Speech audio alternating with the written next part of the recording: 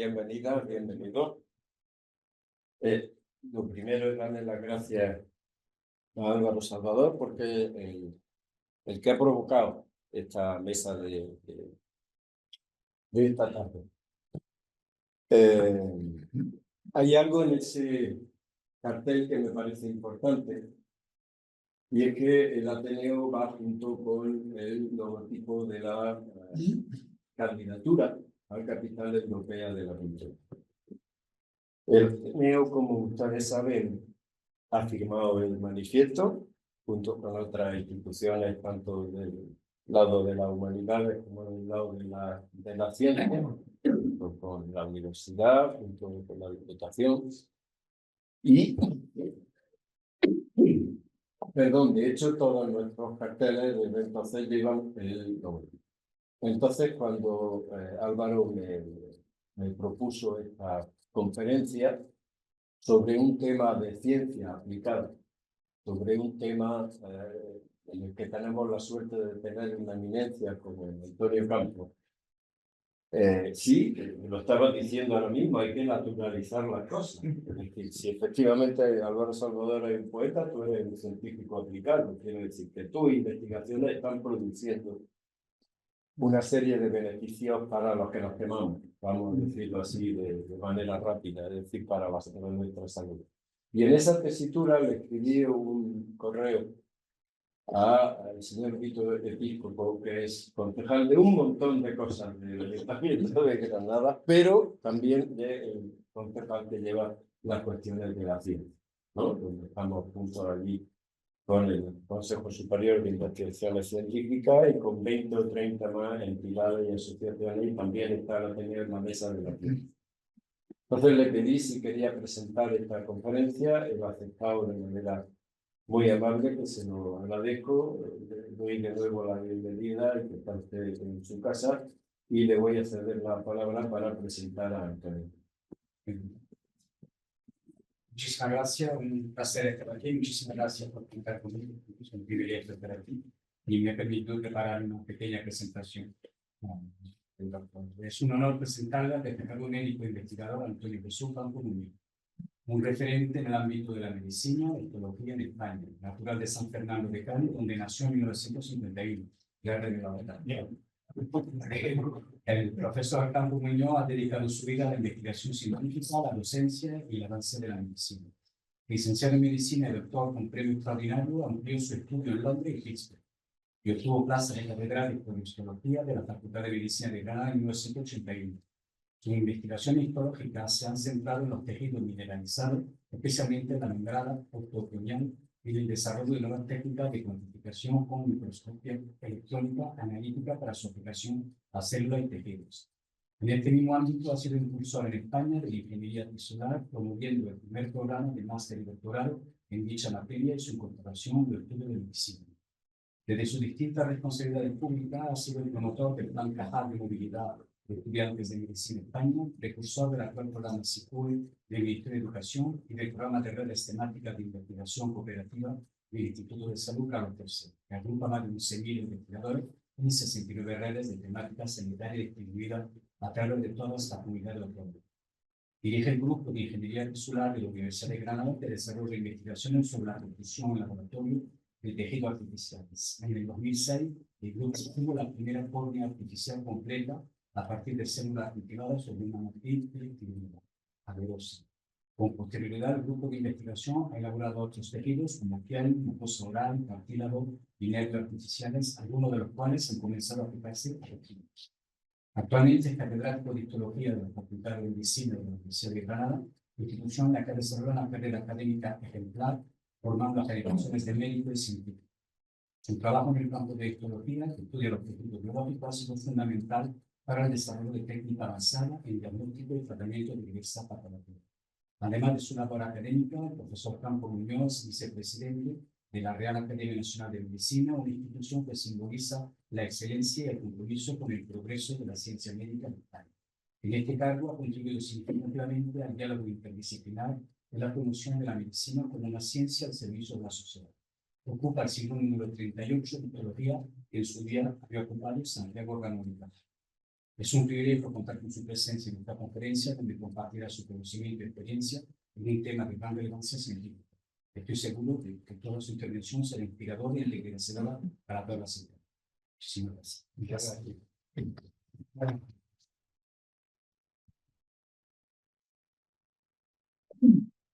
Queridos amigos, para mí es una satisfacción siempre estar en el Ateneo y es evidente que cuando uno oye el currículum de uno citado por otra persona, lo primero que piensa uno es cómo ha pasado el tiempo, ¿no? Y bueno, esto quiere decir que ya tengo muchos años y que son una serie de cosas las que se van acumulando a lo largo del tiempo. Y bueno, pues eso ha sido así y es la historia un poco de una vida que en su día pues, quiso dedicarse a la actividad universitaria, a la investigación y a compartir todo eso pues, con las generaciones venideras, ¿no? Que vienen después, ¿no?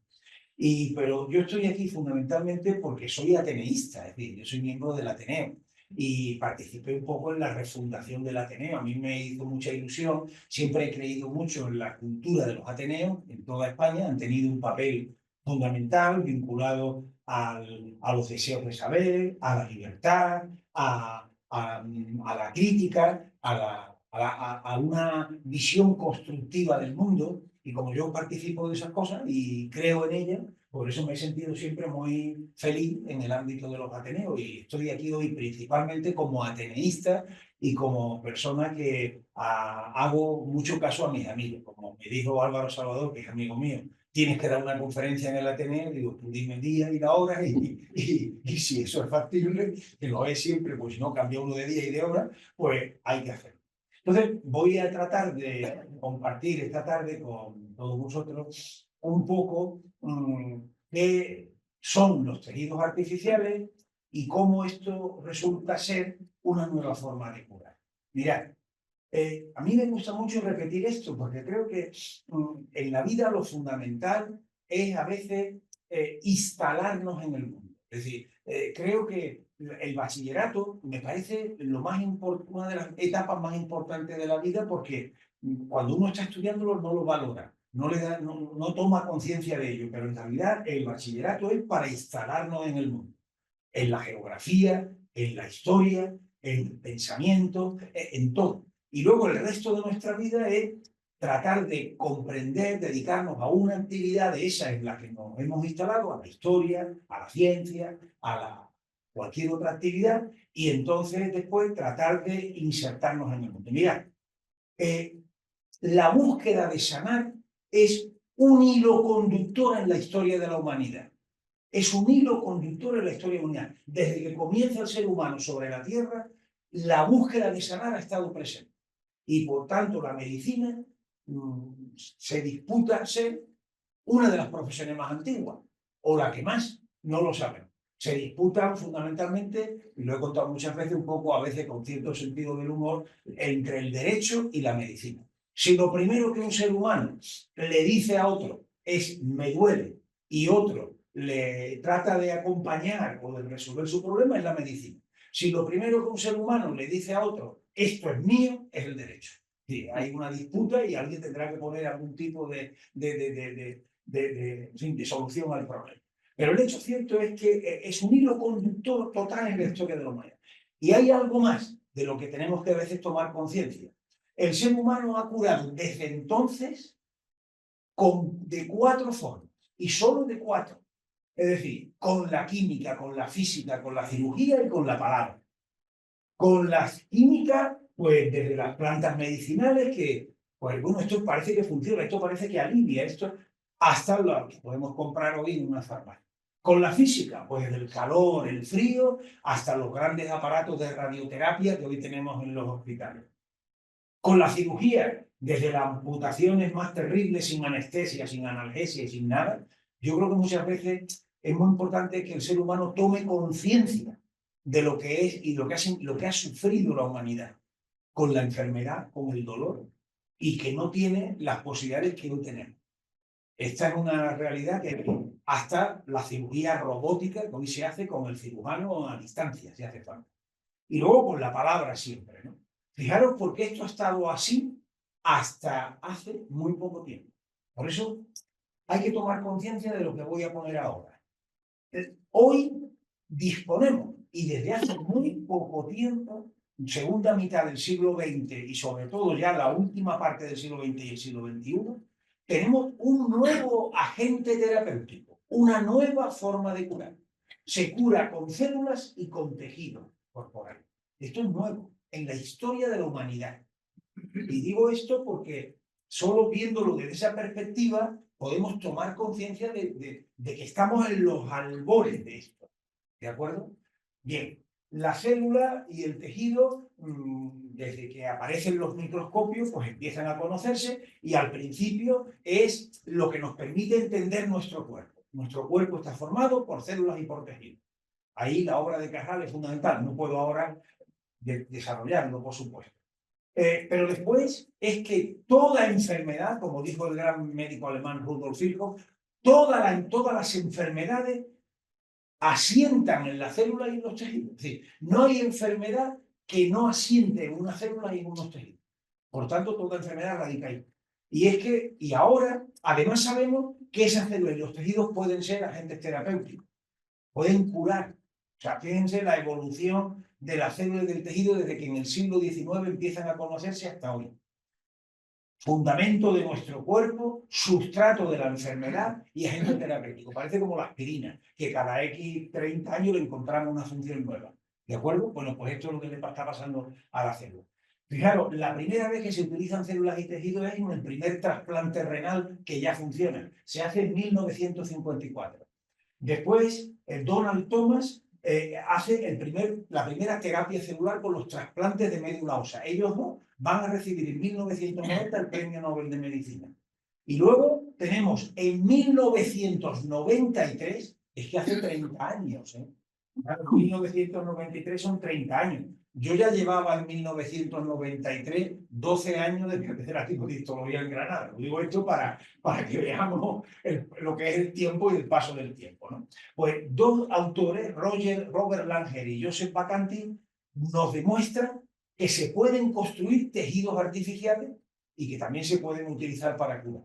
Es decir, fijaros, esto en qué poco espacio de tiempo. Le he puesto ahí cuando se fundó o se empezó a constituir la Unión Europea. Es decir, esto tiene el tiempo que existe la Unión Europea. Y estamos hablando de milenios y centenares de millones de miles de años curando de 4 formas. Esto es un poco porque a mí me parece muy importante valorar esta perspectiva temporal, ¿no? Bien, pues ahora quiero deciros que yo me dedico y el grupo nuestro y nuestro departamento nos dedicamos a la histología.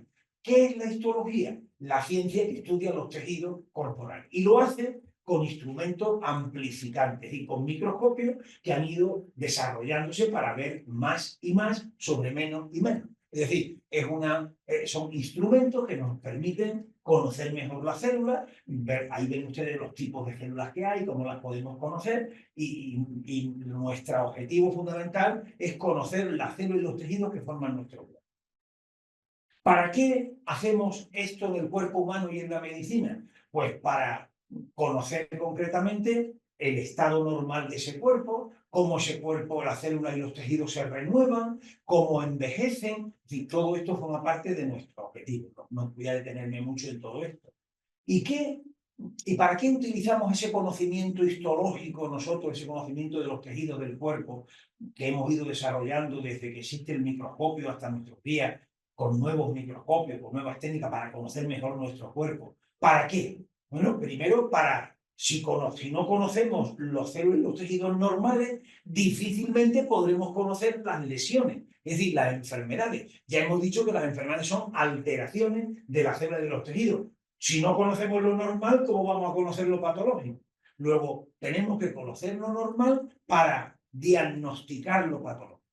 Y por otra parte, esos tejidos normales a veces los podemos conservar, los podemos extraer de una intervención quirúrgica, a veces de cadáver y demás, y lo podemos conservar en lo que se llaman bancos de tejidos y utilizarlos también para curar. Por ejemplo, los traumatólogos trozos de hueso que pueden ser criopreservados en frío, los pueden utilizar en distintos tipos de traumatismos, la membrana amniótica, que es, vamos, en la gestación, los tendones, todas esas cosas son tejidos que podemos tener almacenados y que podemos utilizar para curar. O sea, fijaros que los tejidos nos permiten conocer el cuerpo, ayudar a diagnosticar las lesiones y ya empiezan a serlo, incluso los tejidos normales, agentes terapéuticos.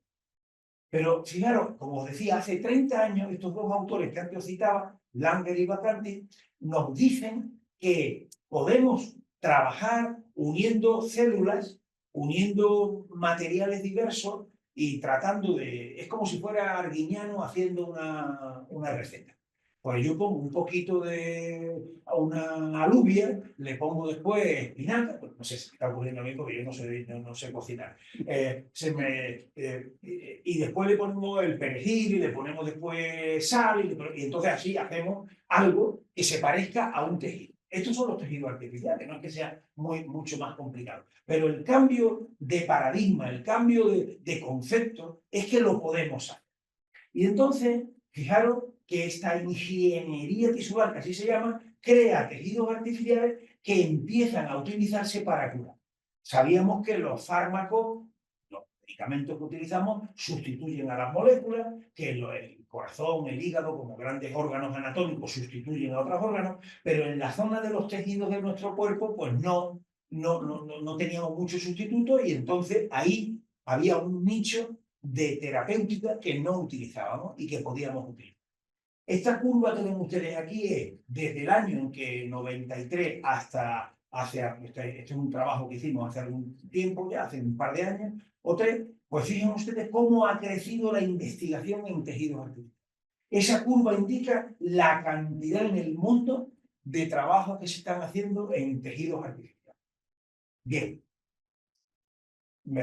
¿Cuáles son los métodos para hacer tejidos artificiales? Bueno, el primero, el que yo os he dicho antes, lo que se llama elaboración de constructo, es decir, es ser cocinero, utilizar los ingredientes y sabemos cómo son, tenemos que conocer bien cómo son los tejidos normales de nuestro cuerpo para tratar de ahora hacerlos artificialmente. Es decir, si el tejido tiene células, tiene un material luego extracelular, fibras de colágeno, fin, otras cosas. No, es que no quiero utilizar palabras muy técnicas, tienen materiales distintos aparte de la célula, pues lo que tenemos es que intentar utilizar células, buscar materiales que se parezcan a los que hay en el cuerpo, mezclarlos, ponerle un poco de perejil, perejil, factores de crecimiento, hormonas, lo que haga falta, y tratar de reproducir ese tejido. ¿De acuerdo? Eso es lo que tenemos que hacer. Bueno, esa es la primera forma de hacerlo, y la que nosotros más hemos utilizado en nuestro laboratorio, como luego te digo.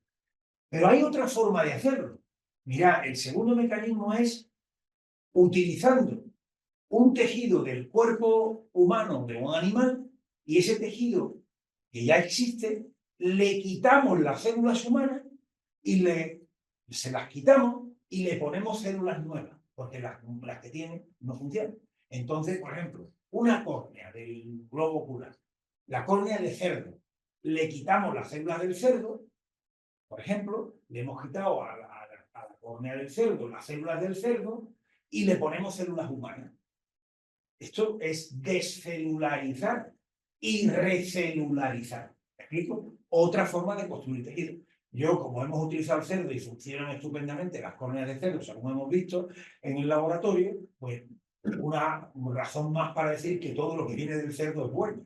O sea, entonces hasta las córneas artificiales son buenas. Bien, la otra cosa muy reciente son los llamados microtejidos u organoides, que es tratar de reproducir en una pequeña cápsula como en pequeñito y a partir de células madre tratar de estimularla para que ellas mismas en pequeñito hagan un órgano.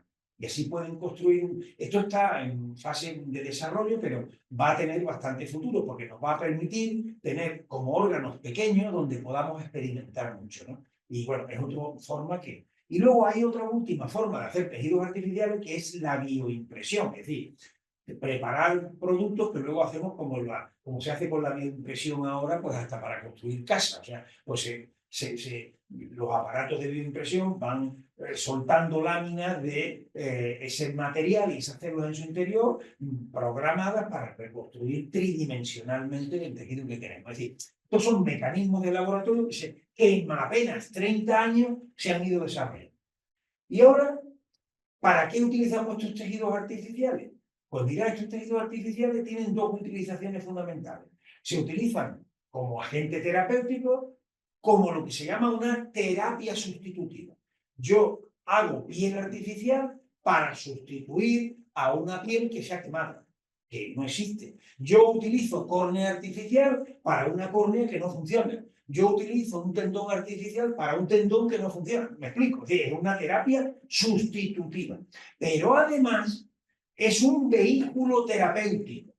Es decir, yo puedo introducir y puedo poner en una persona una piel artificial que tenga, por ejemplo, unos genes nuevos, unos genes que yo he metido en esa célula para que esos genes fabriquen lo que yo quiero que fabriquen. Y entonces me sirve como vehículo para introducir los genes. Luego, no solamente es una terapia sustitutiva, es un vehículo terapéutico que puede llevar, ya veremos luego que puede llevar otros productos, pero les pongo de momento eso.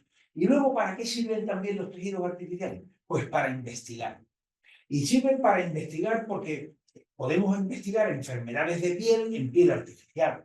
Podemos crear un cáncer de piel en una piel artificial y estudiar la investigación del cáncer. Podemos estudiar la psoriasis en una piel artificial. Podemos estudiar en un nervio artificial, pues patología nerviosa, que es muy difícil estudiar en seres humanos y que cada vez se pretende que se estudie menos en animales, para cuidar un poco, para no hacer el sufrimiento animal, y eso ahora cada vez, o sea, por ejemplo, en Inglaterra es muy difícil estudiar con animales, porque es que hay lo que le llaman allí ecoterroristas que van liberando la jaula de los animales de los laboratorios, están en los sótanos protegidos con casi cámaras de seguridad, y obviamente, aunque se trata, y cada vez, bueno, antiguamente los animales han contribuido mucho a la medicina, también con mucho sufrimiento. Hoy día hay unos protocolos de la menor lesión animal posible, pero si se pudiera incluso evitar esa, pues hay que hacerlo. Entonces los tejidos artificiales están ayudando mucho a eso y van a tener por eso un gran desarrollo. Y un potencial desarrollo industrial, porque habrá que fabricar tejidos artificiales industrialmente para que lo utilicen las compañías farmacéuticas y los demás a la hora de experimentar, en vez de con ratas, con conejos, con perros, o con cabras, o con caballos. ¿Me explico? Y eso creo que va a ser importante desde el punto de vista económico-productivo, que también es otra faceta que hay que considerar, ¿no? Por tanto, la histología a la que yo me quise dedicar cuando yo, siendo un alumno de sexto de medicina, tomé una decisión trascendental en mi vida, porque lo normal, cuando uno empieza, cuando yo empecé medicina, yo quería ser neurocirujano, y los cráneos, en fin, todo ese tipo de cosas que a todo el mundo... sí, yo quería ser neurocirujano, pero a medida que después incorporé al laboratorio, pues vi allí a un catedrático de histología que me empezó a interesar, ¿y por qué no me voy a dedicar? O sea, la medicina, como a mí me gusta mucho decir una frase de un premio Nobel argentino, que se llama Bernardo Houssay, que decía: no hay ciencia aplicada si no hay ciencia que aplicar.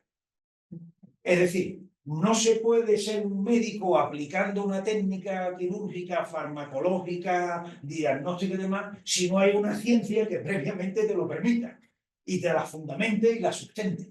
Entonces, a mí me pareció que una labor médica tan importante como ser cirujano puede ser, concretamente, investigar para que haya esa ciencia que se pueda aplicar.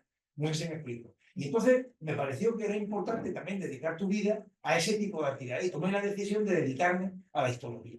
Pero la histología a la que yo me dediqué era para conocer mejor los tejidos, para ayudar al diagnóstico, pero en mi vida se ha producido un cambio de paradigma que ha hecho que la histología cambie y que entonces me pueda dedicar y podamos trabajar en construir tejidos artificiales, que es una nueva histología. Hemos pasado de una histología descriptiva y funcional a una histología constructiva y terapéutica. ¿De acuerdo? Es un cambio que he tenido la suerte o las circunstancias vitales que me ocurran a mí.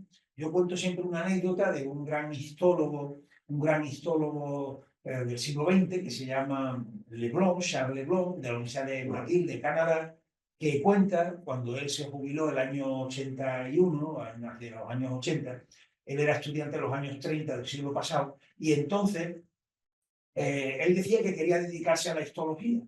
Sus compañeros de curso, ¿te vas a dedicar a eso? Eso es un caballo muerto. Dedícate a la genética, a la bioquímica, a la no sé cuánto. Y él cuenta cuando se jubila y dice, yo he visto en el curso de mi vida nacer la microscopía electrónica, es decir, todo lo que era un nuevo instrumento capaz de hacer que las células se... Bueno, yo he visto nacer la histoquímica, es decir, todo lo que es ver la composición química en la célula. Y yo he visto nacer la autorradiografía, que se había inventado él, es decir, marcar las moléculas para ver cómo evoluciona. Tres poderosas cosas de un caballo muerto. Bueno, pues yo digo un poco, parafraseando más, que yo he tenido la ocasión en mi vida de ver otra cuarta cosa del caballo muerto, porque he visto nacer la ingeniería tisular, la construcción de tejido bacteriano. Bueno, y ahora vamos a ir a Granada. Ahí tenemos nuestra antigua facultad muy querida para los que hemos vivido en ella casi toda nuestra vida. Ahí está la nueva facultad y ahí está pues nuestro grupo de investigación, nuestro departamento. ¿Qué les quiero yo contar aquí? Pues yo voy a contar algo que forma también parte porque uno no puede hacer que la vida de uno sea distinta a lo que uno hace. Cuando la vida no se parece a lo que uno hace, es una especie de esquizofrenia. Bueno, aquí hay personas que podrían hablar de esa cosa mejor que yo, pero tiene que haber coherencia entre lo que uno cree y lo que uno hace. Yo estaba siempre, creo que los clásicos nos iluminan, o sea, y uno tiene que asumir lo que ha leído, lo que ha aprendido y tratar de seguir ciertos principios. Yo tengo a lo mejor pocos, pero los que he tenido los he tratado de aprovechar. Ortega, hay que vivir y hay que estar y hay que trabajar a la altura de nuestro tiempo. Si nosotros no somos capaces de estar en nuestra actividad a la altura de nuestro tiempo, es que no estamos. Estaremos, pues, remando en galera. O estaremos siguiendo lo que la costumbre y la rutina. No, hay que estar a la altura de nuestro tiempo. Unamuno, creer es crear. Si no crees, no creas.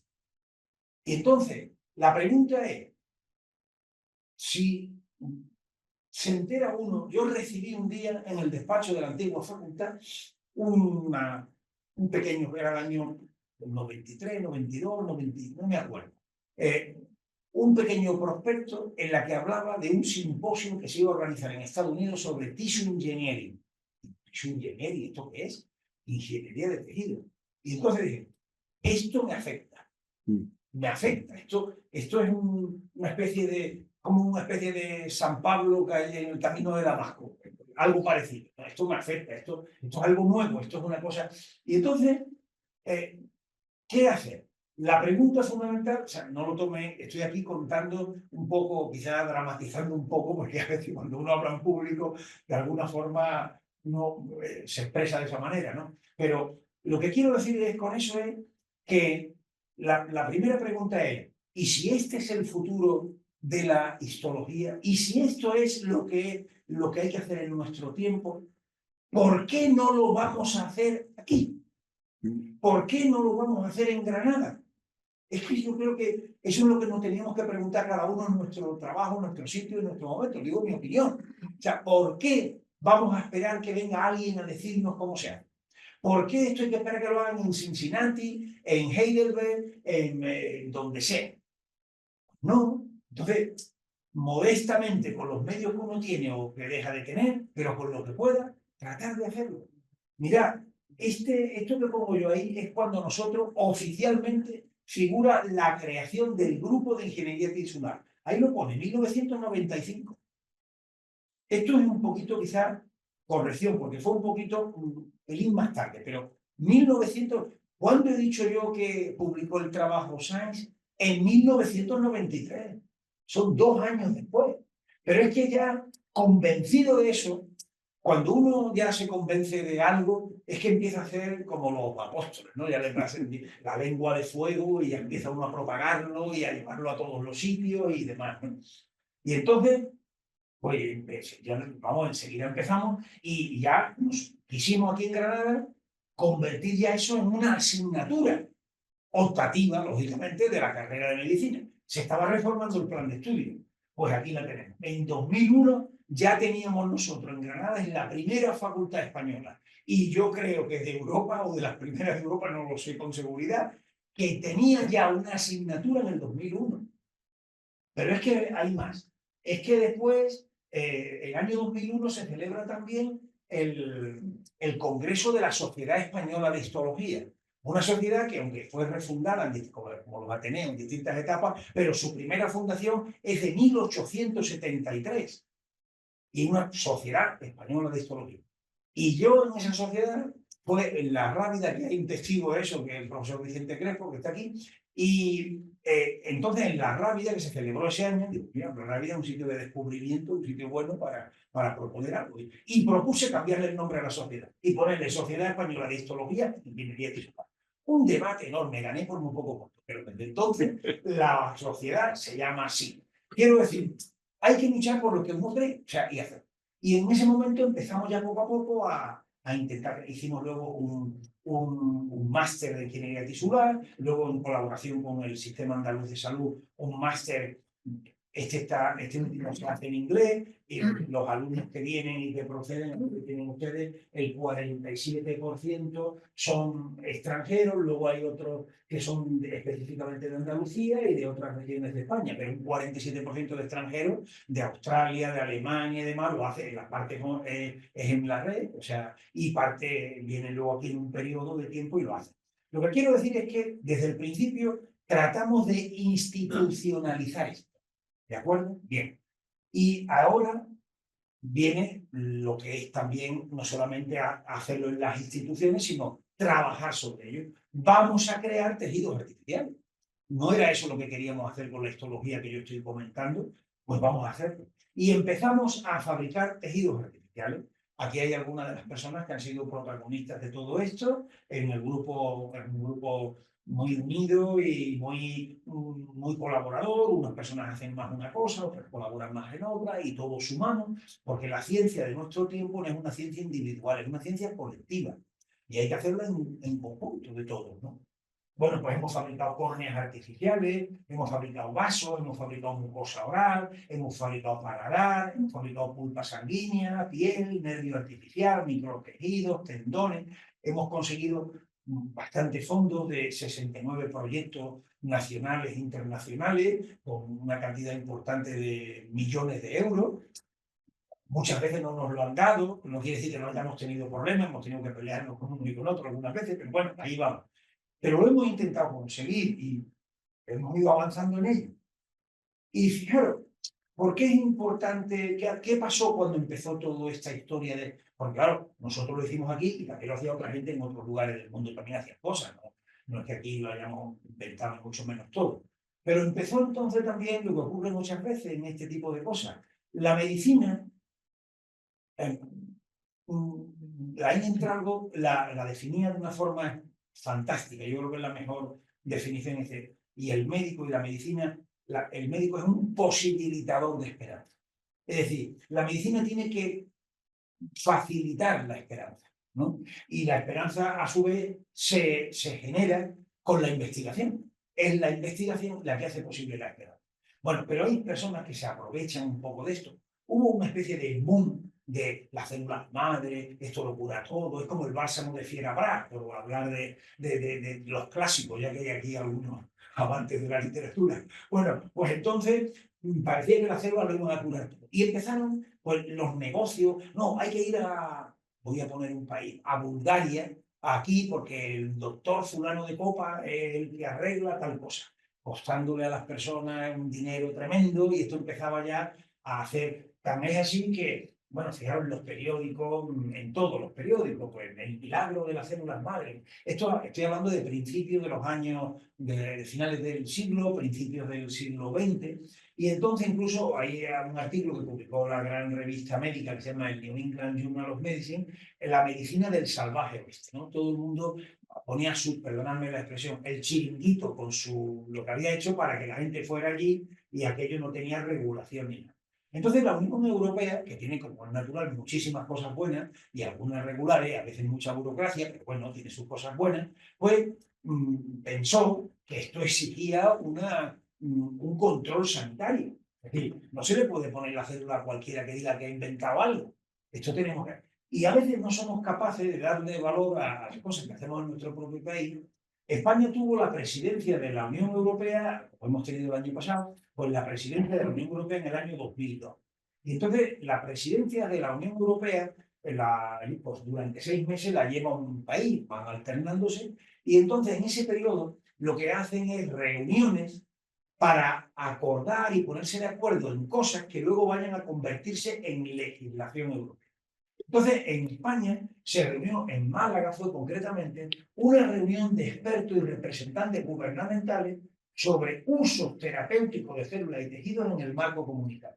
Es decir, la raíz de la regulación europea está en esa reunión que se hizo durante la presidencia europea en nuestro país. Y bueno, hay que decirlo, yo tuve la suerte de estar en esa reunión y la conozco de cerca. Entonces, ahí se establecieron unas bases que luego han derivado en una serie de directivas europeas que han establecido qué criterios tiene que tener la célula y los tejidos que fabricamos en el laboratorio para convertirse en medicamentos, en verdaderos medicamentos. Y la regulación es muy compleja. No vale cualquier cosa. No es nada fácil conseguir que una célula y un tejido sea medicamento. Entre otras razones, porque se quiere que cumplan los mismos requisitos que un producto químico, cuando se trata de productos que son vivos al mismo tiempo con biomateriales. Es una cosa muy compleja que no puede ser al 100% exactamente igual que un producto químico. Porque un producto químico está perfectamente definido, es claro, y lo otro tiene muchas variables. No sé si me explico, ¿no? Y entonces, evidentemente no pueden ser iguales y se aplican las mismas cosas casi para los dos. Pero en fin, en cualquier caso, bienvenido sea que se ha acabado de alguna manera con todo esto, bueno, no en otros países, ¿no? A veces en países que no tienen esta regulación, que no están en el marco de la Unión Europea, o en Estados Unidos está la FDA, o que sean países que tengan, pues ahí este tipo de cosas pueden seguir existiendo y es dramático en ese sentido.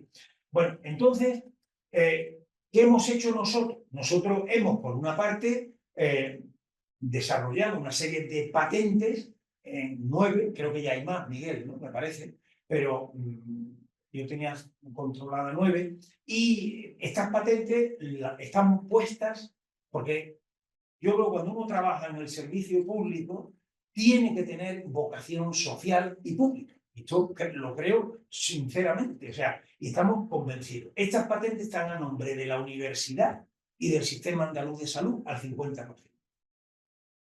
Las personas que estamos aquí, o sea, los beneficiarios de la patente, si producen efecto en algún momento, serán la universidad y el Sistema Andaluz de Salud al 50%. Y luego lo que hemos intentado hacer es llevar nuestros productos a la clínica. Es decir, a ver si podemos llegar a que se conviertan en medicamentos. Los pasos que hay que seguir son los siguientes. Para que un medicamento creado en el laboratorio, de tejido, un medicamento tisular, un tejido artificial, pueda pasar a medicamentos. Son, primero, el tejido debe responder a una necesidad clínica. Es evidente.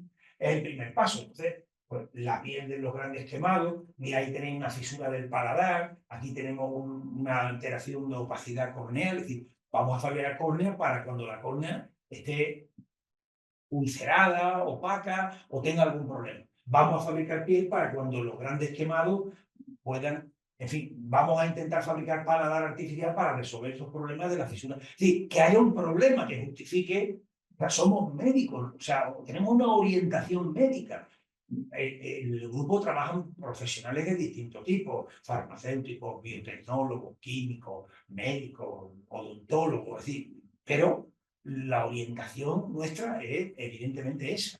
Bien, luego en segundo lugar hay que hacer con el producto que hayamos fabricado lo que se llama una investigación preclínica. ¿Eso qué quiere decir? Que tenemos que probar que eso no produce ningún tipo de lesión.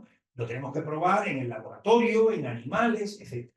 Luego tenemos que ir a la Agencia Española del Medicamento, que sigue toda la normativa europea, tenemos que llevarle todos esos resultados del laboratorio realizados en nuestro tejido artificial para demostrarle a la agencia del medicamento que eso no produce ningún daño colateral. No sé si me explico. Una vez que a ellos les parece que no lo produce, entonces lo autorizan. Y entonces lo autorizan, pero lo autorizan en dos maneras. Lo autorizan para o hacer un ensayo clínico, es decir, primero compararlo con otro medicamento, o si no hay ninguna otra alternativa terapéutica, usarlo por lo que se llama uso compasivo. Ahora después lo explicaré un poco más. Pero además exige que esto se fabrique en un taller, donde en ese taller hay que fabricarlo en unas condiciones de esterilidad. O sea, esto se llaman salas blancas. Es decir, tienen que ir unos vestidos un poco casi como de astronauta y fabricar esto de una manera estricta, tal y como lo han inventado los inventores, pero en condiciones de esterilidad absoluta, porque van a ser para un paciente. ¿De acuerdo? Esto es todo lo que hace falta para que sea un medicamento. Fijaros que no es ninguna broma, ¿no? Bueno, entonces yo, muy esquemático, ¿en qué situación están los productos que hemos hecho nosotros ahora? Pues mirad, nosotros el año 2014 ya la Agencia del Medicamento aprobó un ensayo clínico nuestro de una córnea artificial. La primera que habíamos empezado a hacer en el año 2006. O sea, 2006, 2004 empezamos el primer proyecto y en 2006 ya fabricamos la primera córnea en laboratorio. Hemos tardado desde el 2006 hasta el 2014 que se apruebe el ensayo de la córnea. ¿Por qué un ensayo? Pues para ver si la córnea artificial nuestra era mejor que un trasplante de córnea de un cadáver o el uso de membrana amniótica, es decir, se compara con otro. Este ensayo empezó en 2014 y lamentablemente tuvo que interrumpirse por el tema de la pandemia, porque además cada muestra de esta, a cada pieza, cada córnea artificial que se fabricaba para el paciente, era una córnea artificial que tenía que ponerse cada 2 o cada 3 meses. O sea, imaginaros, si hay que hacer 20 córneas, pues eso dura años. Pero bueno, es lo que es la normativa que hay. El segundo tejido artificial que fue aprobado por la Agencia del Medicamento para la fase esta de aplicarse fue en 2016 la piel artificial. En el 2000, la piel, por primera vez, publicamos el primer trabajo de investigación en el 2011-2012, creo recordar. Y a partir de ahí hasta el 2000 ya teníamos bastante adelantado, como lo que habíamos hecho en córnea, conocíamos más los mecanismos, y entonces esto se puso por primera vez a un gran quemado, esta señora que ven ustedes ahí, bueno, lo veremos luego un poquito más, y ahí se puso, y esto se puso por uso compasivo. Cuando una persona tiene el 70% de quemado, y por tanto ha perdido el 70% de su piel, es una persona que está abocada a la muerte. O sea, entonces uno no puede jugar, perdón, la palabra no es correcta, uno no puede ensayar comparando con otra cosa. Uno tiene que utilizar el recurso que tenga. Entonces eso se llama uso compasivo. No se utiliza eso porque no tenemos otra alternativa. ¿De acuerdo? Bien. Y luego el último que se ha puesto este año, en junio, se ha empezado a poner, el primer caso ha sido el primer tejido artificial puesto a una niña, concretamente infantil, en Europa y posiblemente sea también, creemos nosotros, posiblemente a nivel mundial. Se ha puesto en junio de este año, aquí en Granada, la piel en el centro de grandes quemados de Sevilla y las córneas se han puesto también en los hospitales de Granada y en algunos otros. Bien. Bueno, estas son las denominaciones que tienen en el Registro General Internacional de Ensayos Clínicos. ¿De acuerdo? Bien. Y aquí está, y la piel artificial, sí, lo quiero decir aquí, la piel artificial, bueno, ahí la tenéis recogida, se ve cómo se están poniendo, ahí creo que lo veis, a ver el vídeo si se ve, ahí veis cómo se van poniendo las láminas de piel sobre las quemaduras. Esto pertenece a la primera persona que se le puso, era una mujer, no puedo, pero al parecer los temas de maltrato, y esta persona tenía una quemadura de casi el 75%, 73%, no recuerdo, una cosa impresionante. Esto ocurrió en Almería, la trasladaron al Centro de Grandes Quemados de Sevilla y allí pues ya sé. Bueno, como hemos podido hacer ya unos 18 o 19 casos de grandes quemados, entonces esto ha ido ya, después de este uso compasivo, que había funcionado bien y con éxito, entonces ya se ha llevado a la Agencia del Medicamento toda esta experiencia Y entonces ya el mes de junio pasado también se ha convertido en el primer medicamento español, el primer medicamento que la Agencia del Medicamento ha aprobado como verdadero medicamento. Ya es un medicamento. Ya no es una cosa provisional, ni es un ensayo, ya es un medicamento.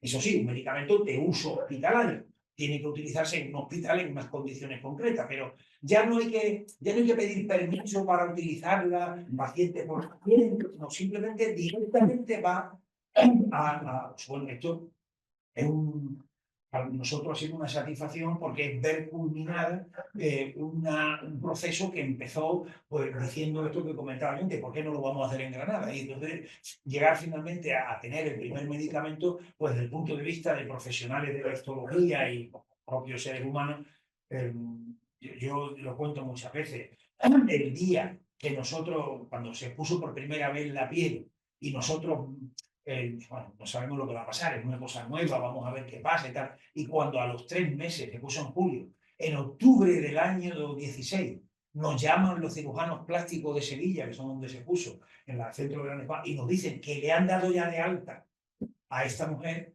fue un momento de una gran emoción.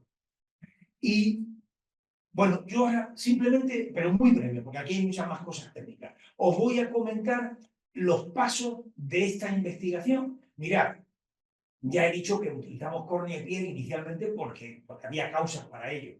¿Qué es lo que estuvimos haciendo primero? Diseñando el tejido. Entonces estuvimos probando con distintos biomateriales, tardamos mucho tiempo. Entonces, después de muchos productos, esto no funciona, esto deja de funcionar, pero para eso, a veces en la investigación hay muchas veces que las cosas no salen. Y entonces hay que tener presente, hay que tener siempre principios positivos. Yo, desde luego, siempre en mi vida he procurado ser un hombre positivo y constructivo. Y entonces, recomendación, el inventor de la bombilla, Thomas Alva Edison. Bueno, ¿qué decís? Los filamentos de la bombilla. Pues no funcionaban, no encontraba el filamento y dice, los colaboradores dicen, bueno, vamos a dejarlo ya, esto no funciona. Y dice, no, ya sabemos 230 que no funcionan. Bueno, hemos llegado a 230 biomateriales nosotros, pero hemos pasado por mucho. Y entonces, al final, la mezcla de la fibrina que procede de la sangre y de un material que es la garosa procedente de algas marinas, que le daba una consistencia, logró que pudiéramos tener esa especie de bálsamo de fibra, ese biomaterial en el que las células crecían, las células desarrollaban todo su potencial y su labor, y además tenía una cierta transparencia para ponerse en el globo ocular. Y entonces, bueno, pues esto nos produjo mucha satisfacción. Luego la hemos fabricado. Esto ha salido un poco aquí. Bueno, se fabrica, pues mirad, lo que yo decía antes, como si fuera una tarta. Primero ponemos una capa igual que como es el tejido. Aquí hay una capa, ponemos una capa de chocolate, otra de galleta, otra de no sé qué, pero queréis ser galleta, chocolate y no sé cuánto, sobre la fibrina garosa, la célula y lo demás. No tiene más misterio. Hay que hacerlo, hay que intentar conseguir que eso cumpla una serie de propiedades y ahí estamos. Y entonces, fijaros al final, aquí tenemos la córnea artificial, miren ustedes la transparencia, hombre, no es todo lo transparente que quisiéramos, estamos ahora tratando de conseguirlo. Y ahí tienen ustedes la piel que además tenía esa rigidez para poderla suturar. Esta es la piel artificial, esta es la córnea artificial. Y ahora venía lo que yo decía, la evaluación en el laboratorio, tanto en el laboratorio como en animales. Y ahí las tenemos, yo lo voy a pasar, estas son las publicaciones. Bueno, hay que ver el control, si eso se parece al tejido normal, si las células son viables, si no se van a morir las células que vayamos a poner. Hay que ver si el tejido artificial se parece, como digo, al tejido original. Hay que ir viendo si los genes que tienen van a producir, van a dar lugar a las proteínas que tienen que producir y no otras. Es decir, son controles de calidad, en el fondo, de ese tejido. Y las tenemos que ir viendo poco a poco durante años, ¿no? Si van a producir, por ejemplo, unos genes se van a producir malignización y producir cáncer, como ha ocurrido con algunas células. No.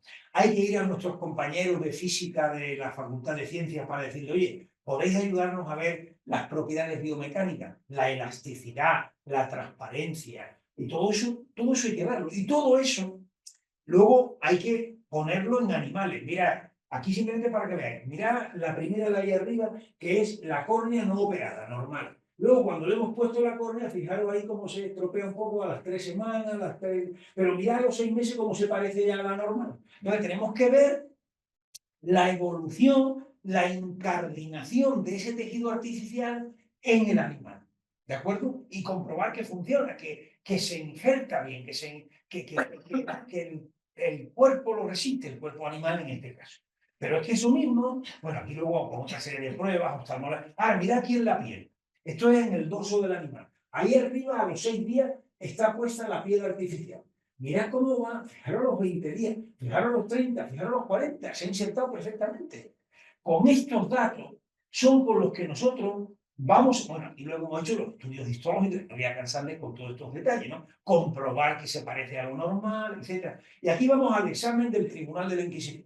Es decir, ¿por qué? Porque Miguel y yo hemos estado en ese sitio y ahí nos sentamos allí y de pronto ellos hacen su trabajo y lo hacen bien, lo hacen de acuerdo con la ley. Y lo que están procurando es que no vengan unos cantamañanas a decir que han hecho una cosa estupenda y que se le pueda poner a un paciente con riesgo.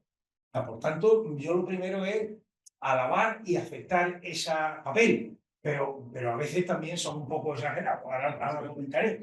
Entonces, no, todo es pregunta. Nosotros tenemos que ir allí como en los ofertorios, llevando en bandeja, miren ustedes, aquí tienen los resultados en los animales, bueno, si no, pero lo digo esto para que, llevándole todos los datos que nos puedan pedir, ¿de acuerdo? Y después ellos nos hacen preguntas. Y entonces, finalmente, si lo aprueban o nos recomiendan, no, tenéis que hacer otra vez este experimento. Y esto se tiene que fabricar de esta manera. Por ejemplo, hay un material con el que se fabrican los tejidos para que las células se nutran, que se llama suero bovino fetal. Eso se compra, es un producto, pero que es un suero bovino, del ganado bovino, fetal. Y entonces eso es muy nutritivo y las células están encantadas porque comen estupendamente. Bueno, entonces nos pidieron que para fabricarlo para los pacientes tenían que hacerse con suero bovino fetal australiano, comprado y que fuera de Australia. ¿Por qué? Porque fue el único continente donde no hubo vacas locas. Fijaros hasta qué extremos de rigor se llega. Bueno, digo esto porque a veces, si uno no lo cuenta, no se lo cree nadie. Pero hubo que pedir suero bovino fetal australiano para poderlo hacer para pacientes. ¿Me explico? Bueno, total, al final, pues aquí está esto. Miren ustedes cómo es igual que un medicamento que si fuese aspirina. Pues aquí, nombre del medicamento, córnea artificial tal, forma farmacéutica, tejido, vía de administración, habitualmente vía no, pues, por inyección oral, vía oral. No, aquí implante quirúrgico en la superficie ocular. Es decir, es como un medicamento. ¿De acuerdo? Bien. Bueno, esto luego se fabrica de esta manera en estos talleres que se llaman salas blancas y donde hay que fabricarlo pues, con toda esa precisión, de acuerdo con unas normativas que existen al respecto, ¿no? Bueno, aquí luego ahora se ponen los pacientes. Bueno, voy a quitar esta imagen por si a alguien no le gusta verlo. Aquí luego hacemos el seguimiento. Vean ustedes aquí la piel. Esta era la mujer de abajo, luego con otros pacientes. Vean ustedes la piel. La piel no es perfecta, la piel no tiene pelo, la piel no tiene, o sea, que la piel no... Pero, bueno, la piel ha salvado vidas porque el papel fundamental de la piel es una barrera que nos separa del mundo exterior. Y eso es lo primero que hace. Ahora tendremos que mejorar nuestra piel. Bueno, aquí tienen ustedes con más detalle la intervención. Sí, ay, no, perdón, pues no, esto ha salido. No, es que no tengo aquí, no sé, falta como. Bueno, pero creo que lo habéis visto antes cuando, y ahora podemos pasar, ¿no? Bien. Mira, esto es un caso que lo quiero contar, porque yo creo que también estamos en una parte que es un poco científica. Yo he procurado no utilizar demasiados términos científicos, sino explicar el contexto general de lo que estamos viendo. Mira, este es uno de los pacientes que tuvo unas grandes quemaduras y que, bueno, fijaros, ahí se le ve cuando está en la unidad de quemado. Ahí, pongo la foto porque él autorizó a ponerla, no, si no, no las pondría. Entonces, él aquí ya tiene que estar con los implantes de la piel, el muchacho joven. Bueno, pues este muchacho joven después se ha dedicado, él que tenía un estímulo de superación, a correr maratón, a cruzar el estrecho de Gibraltar a nado, a subir al Mont Blanc, a subir al Kilimanjaro, a cruzar por todos estos sitios. ¿Y cómo nos enteramos nosotros de eso? Bueno, porque una persona que es profesor asociado de nuestro departamento, que también es médico, muy deportista y demás, se fue a subir al Kilimanjaro. Y cuando estaba subiendo al Kilimanjaro, se encontró con otra persona que estaba subiendo con él, suben en grupo y demás. Y entonces le dijo, yo, es que tuve un problema, unas quemaduras muy grandes y me han puesto una piel de granada. Y dice, ¿de granada? Pues era la nuestra. Y dice, ¿cómo la nuestra? Y dice, pero vosotros, sí, que yo soy de ese departamento, que no sé qué, que no sé cuánto. Te empezaron a hablar. Bueno, pues se hicieron muy amigos y nos enteramos ya de todas estas aventuras. Entonces, yo digo muchas veces, sí, a ver si la piel que hemos fabricado pues no es un poco una piel de neopreno, en vez de ser una piel artificial de otro tipo. El hecho cierto es que es una enorme satisfacción ver cómo personas que posiblemente no estarían con nosotros o que estarían en unas dificultades muy grandes, el espíritu de superación y de ver que tienen esa posibilidad les ha hecho asumir retos y él, bueno, ahí están haciendo todas estas cosas. Es una persona muy colaboradora que él quiere, sobre todo, va a los sitios a divulgar este tipo de cosas. Bueno, vamos a ir terminando. Mira, ¿qué retos de futuro tenemos? Los retos de futuro es seguir creando nuevos tejidos artificiales de otras zonas y mejorar los que tenemos. ¿Cómo podemos mejorar los que tenemos? Mira, este es un reto importante. Este reto es el siguiente. Para poder fabricar la piel, nosotros tomamos de la piel sana que no se ha quemado, tomamos una pequeña biopsia, extraemos algún trozo y las células que hay allí, que son sanas, las ponemos a crecer y demás. Pero para hacer las láminas de piel tardamos 4 semanas, que son vitales para el paciente. Esas 4 semanas el paciente está sobreviviendo con piel de cadáver. Piel de cadáver, o sea, por todo su cuerpo. Y a veces con otras pieles, pseudopieles, como le podríamos llamar, que son como una especie de crema, un horror. Y entonces lo ideal es tener esa piel en el acto. Entonces nosotros hemos estado, y lo hemos ya publicado y lo tenemos, hemos construido piel completa con su epidermis y con su dermis, es decir, con las 2 capas fundamentales, con células madres procedentes del tejido adiposo, con células madres procedentes de la pulpa, con células madres procedentes del cordón umbilical y con células madres de la médula ósea. ¿Qué ventaja tienen estas pieles que hemos fabricado con estas células? La mejor de todas es la del cordón umbilical, porque es la que menos se rechaza. Y entonces esta, concretamente, que se pueden almacenar en bancos de tejido y se pueden poner inmediatamente. No hace falta esperar 4 semanas. Podemos poner inmediatamente esta piel y de camino fabricar la otra en 4 semanas, por si rechazaran esta, utilizar la otra. Pero a lo mejor con esta ya les vale. Entonces, quiero decir, esto lo estamos haciendo, aunque ahora esto tiene que pasar por todas las fases que yo os he dicho antes para que lo aprueben. Otra segunda cosa que es muy interesante. Esto de verdad que merece la pena ver las posibilidades que esto tiene. Mira, uno de los problemas más grandes que tienen los grandes quemados es la infección por unas bacterias que se llaman pseudomonas. Esas pseudomonas crecen ahí y, bueno, y producen la muerte a veces de las personas por la complicación que son las bacterias. Entonces, ¿qué hemos hecho en el laboratorio? ¿Qué han hecho algunos de los jóvenes que están por ahí? Porque, insisto, esto es un trabajo colectivo y cada uno tiene una misión y tiene que ir cumpliendo. ¿Qué es lo que hemos hecho? Yo no le decía antes que el tejido artificial también es un vehículo terapéutico. ¿Por qué no incluimos en el tejido artificial, a la vez que sustituir al tejido quemado, le introducimos en la piel los antibióticos? En la piel artificial, efectivamente, le hemos introducido como unas pequeñas vesículas con los antibióticos contra la pseudomonas. Y entonces son como misiles exocet, acordaros de esos misiles, los misiles que van cargados de los antibióticos contra la pseudomonas. Entonces le ponemos la piel para sustituir a los grandes quemados. Y van con sus misiles que liberan y van matando a las pseudomonas que puedan aparecer. Esto ya lo hemos probado y mirad de qué manera. Esto son unos platos, unos cultivos donde lo hemos sembrado, hemos creado ahí que haya muchas pseudomonas. Pero cuando ponemos esos trocitos blancos, que son trocitos de piel artificial, con los misiles de antibióticos contra las pseudomonas, mirad el halo que se produce alrededor. Claro, es decir, han matado a las pseudomonas que están alrededor de la piel. Esto es lo que hemos podido ya demostrar. Que esa piel artificial cargada con las vesículas, con los antibióticos contra las pseudomonas, matan a las pseudomonas que están alrededor de la piel. Esto está en el laboratorio. Ahora tenemos que hacer esto en animales. Luego tenemos que pasarlo a humanos. O sea, imaginar lo que es, pero no importa. O sea, lo importante es el camino que uno tiene que seguir para ir haciendo estas cosas. Estos son retos que tenemos que hacer. Y ya termino. ¿Qué límites tiene todo esto? Mirad, siempre hay que recurrir a los clásicos. Equidna es la ninfa que crea los monstruos en la mitología griega.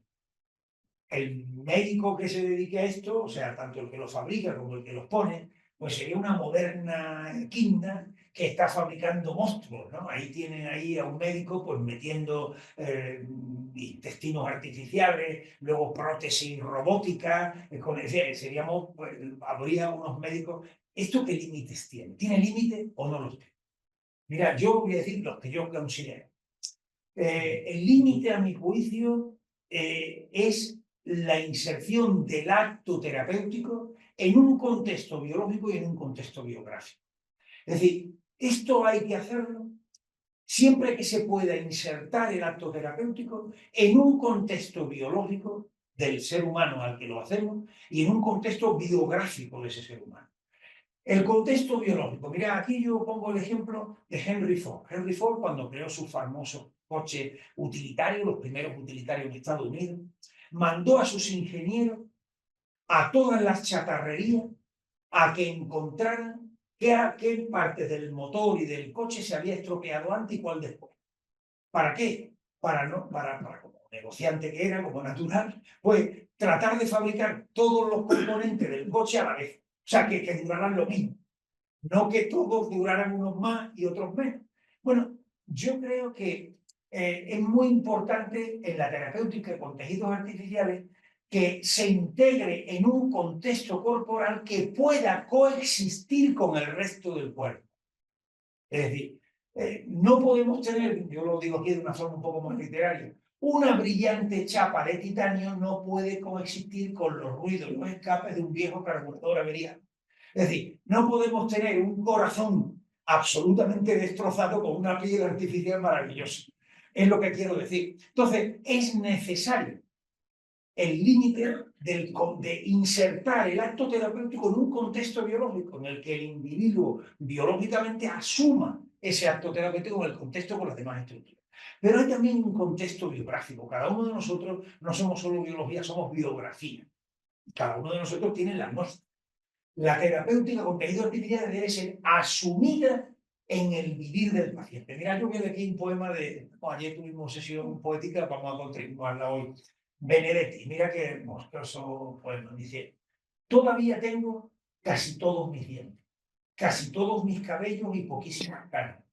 Puedo hacer y deshacer el amor, trepar una escalera de 2 en 2 y correr 40 metros detrás del ómnibus.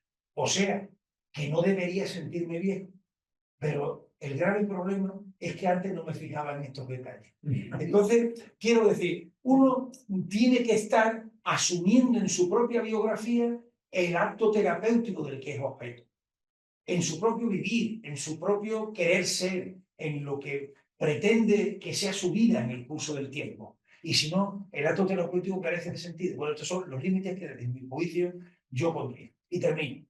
Estos son frases, bueno, hoy va a introducir una nueva. Esto yo lo pongo muchas veces en todas las conferencias que doy de esto, pero es que me parece que es fantástico. Mira, este es el cuadro del Prado, que todos conocemos, la fragua del Vulcano. Ahí se ven esos señores sudorosos, ahí. Y fijaros en la puerta quién está. Todos mirándolo y los ojos del que mira el primero es tremendo. Entonces, ¿esto qué significa? Pues mire, estos que están ahí en la fragua son los médicos, la medicina y los histólogos en particular. Y entonces se ha aparecido, ahí es Apolo, pero eso representa la ingeniería tisular y los tejidos artificiales. Se aparecen ante nosotros. De pronto han aparecido. Y nos quedamos expectantes, ¿eso qué es? Esto es nuevo. Ante eso nuevo, hay siempre dos actitudes que son fundamentales en la vida. La primera, ver pasar las cosas por delante. Dos cuadros, el de Manet y el de Goya primero y Manet después, en la que se ven estas señoras y señores asomados al balcón. ¡Ay, la ingeniería tisular! Sí, pues muy bien que pase. Entonces pasa por delante. Ha pasado por delante y la dejamos pasar. Eso ya lo hará otro. Ya lo hará otro en Alemania, ya lo hará otro en Inglaterra, ya lo hará otro en Madrid o en Barcelona o en donde sea. No, esto es una actitud. ¿Y cuál es la otra actitud? La otra actitud es esta, el cuadro de casa es montarse en la bicicleta, pedalear, tratar de llegar a la meta, si es posible en compañía, porque si uno suma, multiplica, seguro que consiguen más cosas, ese es el trabajo en equipo. Y yo creo que esta es la actitud correcta, que es montarse en la bicicleta de lo nuevo y tratar de caminar hacia adelante. Yo le voy a añadir una nueva. Esta no la conocía. Esta es un retrato que se llama La clarividencia de Magritte. A veces es importante, fijaros que es que este cuadro es impresionante. Está pintando un huevo, pero está pintando un pájaro. Es decir, es sacarle todo el partido a lo que uno tiene delante. Es decir, todas las posibilidades. Todas las posibilidades. Y yo creo que eso es lo fundamental que hay que hacer. Si tenemos este reto por delante, saquémosle todas nuestras posibilidades.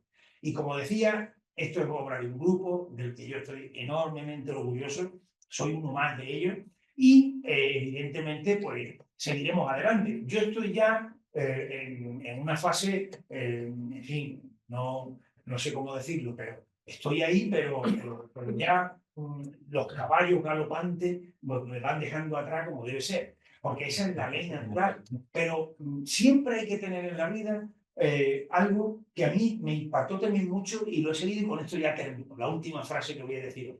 Es una cosa que escribió Antonio Muñoz Molina en Granada, en aquel diario que se llamaba Diario de Granada, que os acordaréis que tuvo una gran repercusión, un gran impacto. Y decía una frase que siempre la he procurado practicar mucho.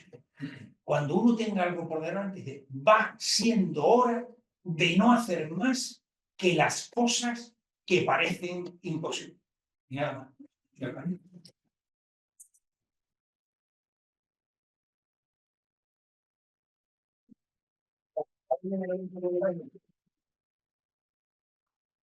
Y ahora, si queréis, y preguntarme lo que nadie nunca se ha atrevido a preguntar, porque ahora en el momento.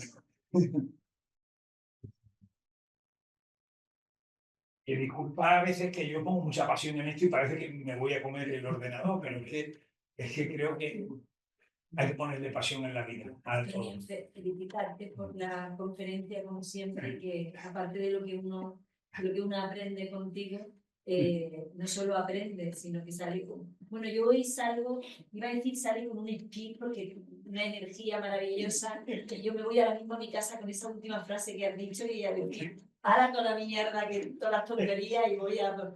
Aunque hoy también voy a salir, creo que no voy a hacer nada. Pero bueno, es la segunda vez que te oigo, la primera te oí en inglés y me quedé tan alucinada como hoy. Y bueno, pues... No, ha sido un poquito más, yo he tratado de hacer un poquito más el relato, un poco también histórico de todo esto, ¿no? He ido poniendo alguna parte más científica, pero ha sido un poco también el relato, ¿no? Es una historia que están haciendo, que tienen que tener, no creáis que esto es color de rosa, tenemos a veces muchos problemas en cosas que se producen todos los días, a veces también hay incomprensiones porque son terapias nuevas, y esto, ¿por qué lo vamos a hacer y por qué no? Y muchas veces uno, con las ganas de hacer cosas, creería que deberíamos apostar más por este tipo de cosas, ¿no? Porque, como yo decía, aquí tenemos ahora un representante municipal y la Granada cultural es una Granada científica. La ciencia es parte de la cultura. Cajal decía, al carro de la cultura española le falta la rueda de la ciencia. Es una frase impactante, ¿no? Y yo creo que a Granada no le debe faltar la rueda de la ciencia en la capital cultural. Eso es una de las cosas que tenemos enormes figuras literarias de arte, Alonso Cano, bueno, Federico, no sé, tantas poetas que tenemos actualmente y en otros escritores, pero tenemos también en la historia de Granada figuras de la ciencia absolutamente importantísimas que no le damos ningún valor. Ahí tenemos, por ejemplo, Ibn al-Jatib, pionero de la teoría del contagio, el primero que aísla a alguien, 1348. 1348. Entonces, quiero decir esto es pionero, solamente 100 o 200 años después empieza la teoría del contagio. Hay en Granada, yo te animo a aconsejar, ¿eh? Yo soy muy... O sea, hay que poner, en Granada hay que poner placas, como hacían los de, ¿cómo se llamaban? Los del... Sí, la cofradía de los villanos. La Gavellano, esto, poner azulejos, decían ellos y demás. El sitio donde también hay hitos históricos, tenemos que tenerlo. En Granada se descubrió en el año 57 del siglo pasado la alfa-fetoproteína. Hoy es un marcador tumoral, vamos, que se utiliza en el mundo entero, se descubrió en Granada. La teoría celular en España y en el mundo hispánico entra por Granada. El maestro de Cajal es granadino, salvadoreño, maestre de San Juan. Es que, y este tipo de cosas, ¿por qué no las sacamos nosotros a relucir? Digo yo. Y, yo en esto soy un poco chauvinista, reconozco. Bueno, me ha encantado. Lo primero, felicitarte. Sí. La verdad que ha sido... Y la pasión que le pones, Bueno. yo creo que añade valor a la conferencia. No, con esto último que has estado comentando, me viene la curiosidad de en qué posición estamos en la investigación en estos temas. Pues vamos a ver, yo creo que Granada, en general, ¿no? ¿En Granada o en general? Bueno, yo creo que en España se hace investigación bastante buena en general, en línea, ¿vale? Lo que pasa es que a veces tenemos mucho mimetismo extranjero. Yo, de verdad, yo lo digo mucho, lo he dicho mucho en las clases y a los alumnos y demás, hay que quitarse los complejos. En España tenemos una especie de complejos de inferioridad en tantas cosas que a mí me parece que no tenemos por qué tenerlo. Vamos a ver, yo decía antes, lo digo, la úlcera gástrica, poner un ejemplo. La úlcera gástrica, no estoy hablando del siglo XX, yo he visto cuando llegaban al laboratorio, los cirujanos extirpaban la úlcera gástrica y la extirpaban, eran unas úlceras enormes, era terrible llegar a ver esa úlcera, la he visto yo, que no estoy hablando de oída. Y entonces resulta que en Australia, en un hospital comarcal de Australia, es como si fuera en el hospital de Bath, por un ejemplo, de Motril, no en la clínica Jiménez Díaz, no en La Paz, no en Villas de las Nieves, no en el clínico, no, en un hospital comarcal, unos señores que pasan sala, como pasan sala todos los médicos del mundo, pues pasan sala, empiezan a darse cuenta de una cosa tan evidente que como los grandes clínicos del mundo no se han dado cuenta antes.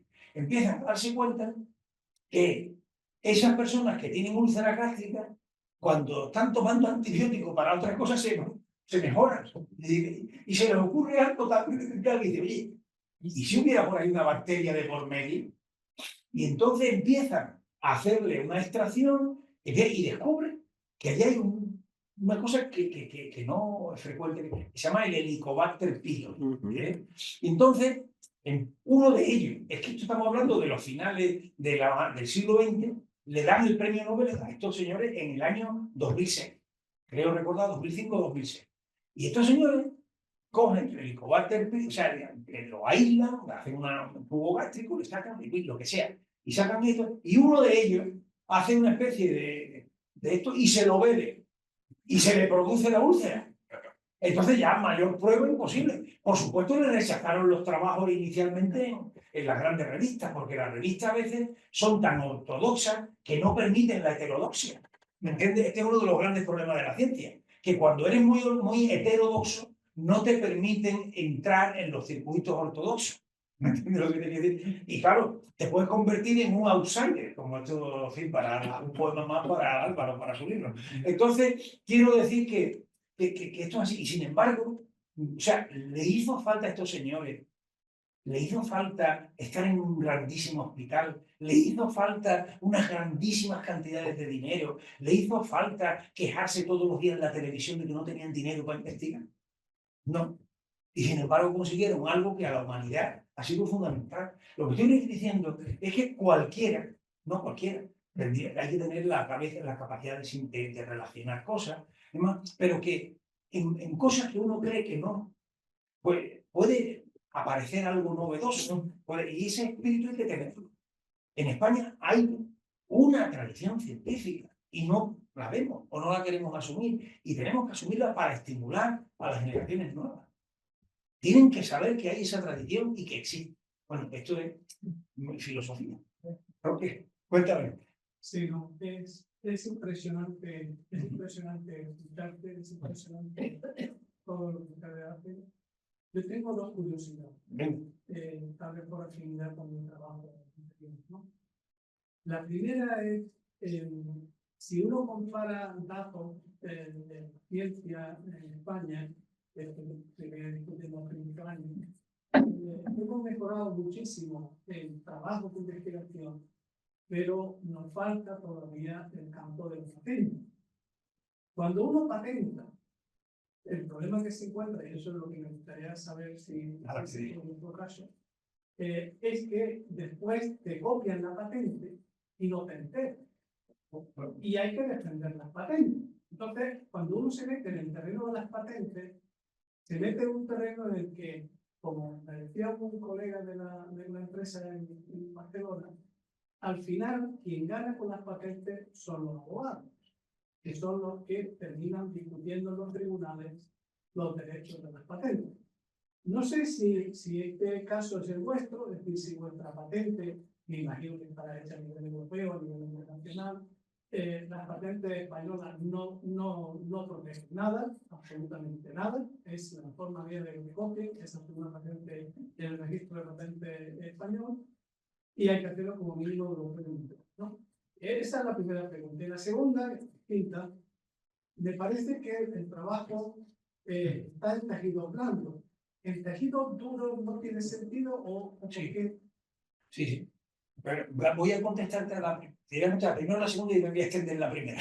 En la segunda, por supuesto, es decir, nosotros hemos utilizado el tejido, pero también se utilizan en tejidos duros. Es decir, el tejido óseo, por ejemplo, es un tejido que también hay algunos modelos fabricados grupos distintos. Nosotros también tenemos algunas variedades de tejidos duros, pero como estos respondían a unas patologías que eran muy emergentes, o sea, que eran muy demandantes, porque, por ejemplo, para un tejido duro tú puedes tener una prótesis, que a lo mejor puede que no tenga células y puede resolver un problema con más facilidad. Pues entonces lo hemos un poco, digamos así, aparcado, vamos a llamarlo así, ¿no? Pero tampoco somos tanta gente, ¿no? Y no podemos mantener un ritmo de en todo este tipo de tejidos, pasar por todas estas fases o conseguir proyectos, que a lo mejor nos lo han dado más en unos campos que en otros, porque algunos proyectos nos han dado, otros no.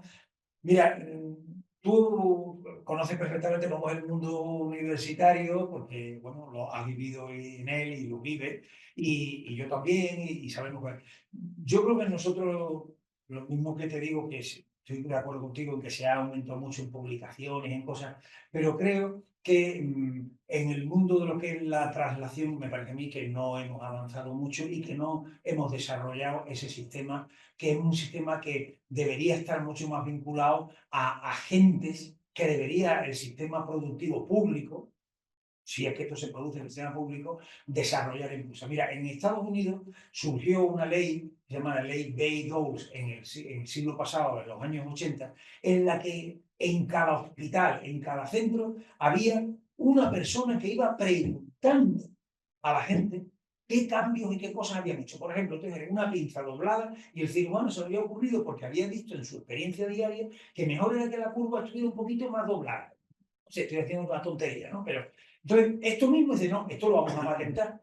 Y enseguida ya había gente, inversores, público-privado, pero con la patente, que empezaban a desarrollar esas. Aquí en España, yo te voy a contar, esto no sé si decirlo un poco casi los de récord, pero estamos aquí en un Ateneo y yo en los Ateneos me siento muy libre para decir las cosas. Mira, lo tengo que decir con cierta tristeza. La patente nuestra, que es pública y demás, tuvo hace, Miguel, ¿cuántos años? 8 años o más, una oferta desde Inglaterra de más de 8 millones de euros. Ahí está, dormida. Se fue pasando, nadie hacía caso, de uno a otro, de otros a uno, dando vueltas, el despacho del negociado, etc. Ahora mismo, por las cosas que están haciendo, hay otra gente que quiere ofrecer hasta 13 millones de euros. Llama por teléfono y quiere que le manden una información de los sitios estos. Y entonces resulta que dicen, oye, que tenemos muchas cosas que hacer. Y esto, hasta dentro del verano, nos dará tiempo a hacerlo. Bueno, ¿qué queréis que os diga? Mira, en la vida uno tiene que saber cuáles son los límites que tiene. Nosotros, nuestra obligación es investigar, enseñar, trasladarle todos los mensajes constructivos a las generaciones posteriores. ¿No? ¿Por qué no creáis una empresa? Mira, yo no tengo vocación de empresario. Quería ser empresario. A eso hay otra gente que estudia empresa. Yo no quiero ser empresario. Si yo estoy muy bien y muy feliz con lo que hago. O sea, yo no tengo por qué ahora empezar a tener, no, voy a hacer una empresa. Yo no quiero ganar más dinero. No sé si me explico. Es que yo creo que en la vida las cosas tenemos que, cada uno, asumir el papel que tenemos, procurar hacerlo lo mejor que podamos dentro de nuestros límites y ya está. Pero tengo la sensación de que no se aprovechan las patentes en nuestro país y la creatividad de nuestro país no se aprovecha. Esto es lo que yo creo. Y no quiero ser destructivo porque yo insisto, yo creo que en los españoles hay mucha creatividad, mucha. O sea, los españoles es muy imaginativo para el bien y para el mal. Pues, aprovechemos la del bien. Bueno, no sé si te contesta. En lo que sí me parece importante, no solo por el tema de la candidatura, que creo que tiene que unir las humanidades con lo científico-técnico, que ahí siempre salen, de esa mezcla siempre salen cosas interesantes. Lo que sí que me parece que es importante es que este tipo de conferencias, estas investigaciones que tanto trabajo llevan detrás, sean conocidos por el gran público de Granada. El año pasado ya nos hicimos cargo, el Ateneo se hizo cargo de las conferencias gracias a Hilario y gracias a la sección de ciencia que llevan los Emilios. Ya nos hicimos cargo de las conferencias que los premiados por la Mesa de la Ciencia Municipal habían recibido, ¿no? Como premio a investigaciones científicas. Y este año vamos a volver a hacerlo a partir de los premios que se entregaron hace nada, hace un mes, ¿no?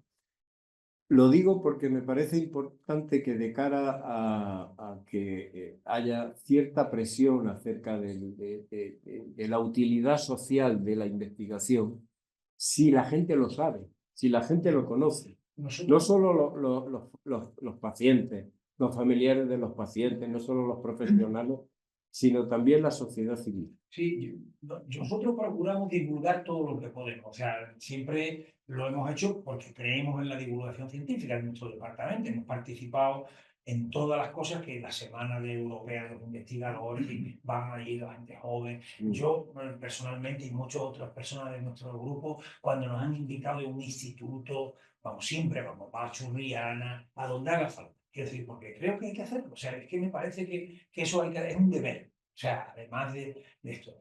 Lo que ocurre es que, y nosotros, sinceramente, lo digo, creo que la sociedad ha sido generosa con nosotros y recibimos del ayuntamiento hace algún tiempo el reconocimiento por el trabajo que estábamos haciendo. El Consejo Social de la Universidad a los jóvenes del departamento los ha premiado. Este año nos han dado a nosotros el premio Ideal hace unos años, San Miguel. Este año nos han dado el premio de Vocento, el premio ABC de medicamento del año en Madrid. Ha habido otra, en fin, voy a confesar una cosa, pero no.